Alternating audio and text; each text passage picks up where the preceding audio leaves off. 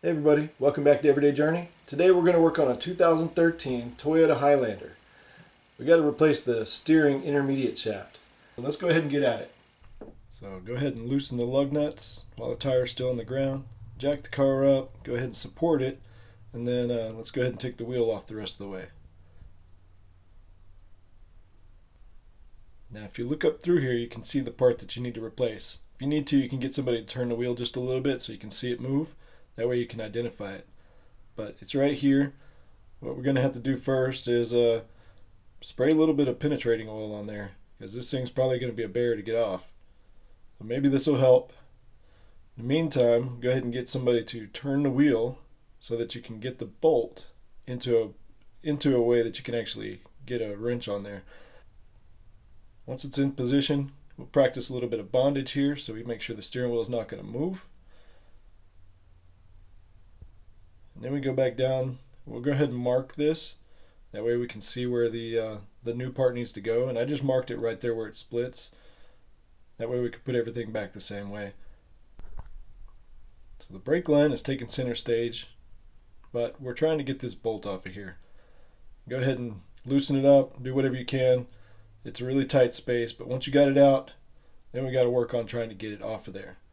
So I took this pry bar and I tried to wedge it in here and hammer it in a little bit so we can get this to spread apart a little. And then I tried to pry it off, and of course it didn't move. Then I went and took a hammer to it and it just popped off. So I switched to a longer pry bar, and I'm actually just using it I'm just hammering up, putting on the part that we're going to replace, so it doesn't really matter that it gets damaged. Just make sure you don't hit those splines, because you don't want to make it hard for the other part to go on. So I just kept at it. This thing takes a while.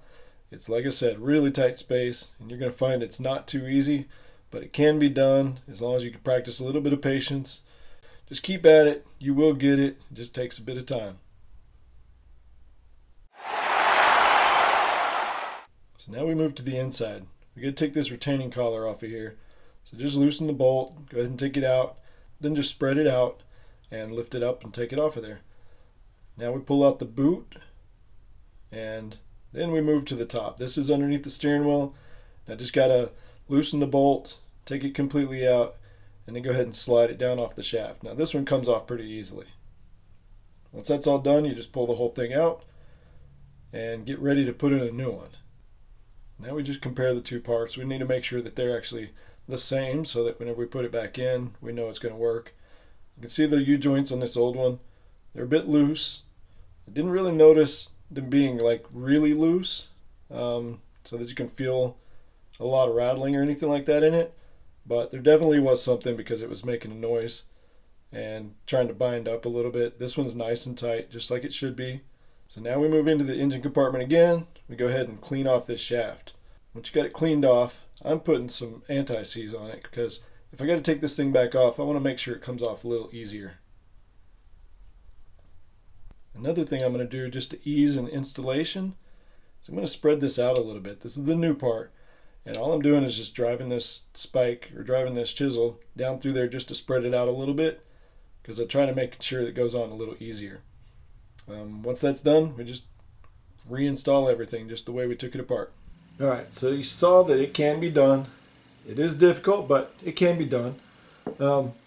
Just a quick note for you guys. This is the old one. If you do need to, because I've had the same problem at the end, whenever I went to test drive it, I saw that the steering wheel was a little bit off.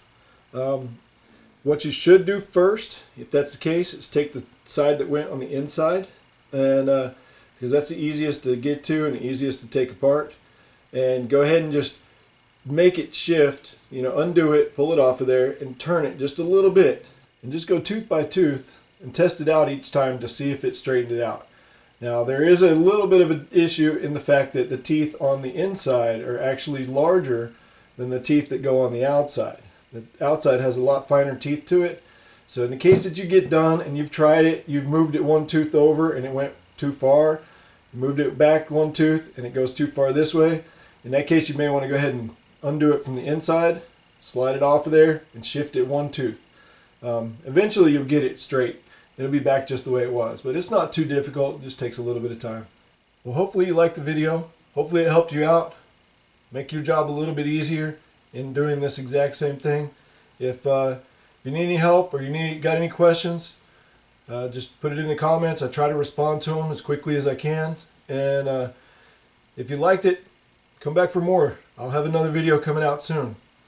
So definitely like, subscribe, put some comments in there, make sure they're clean.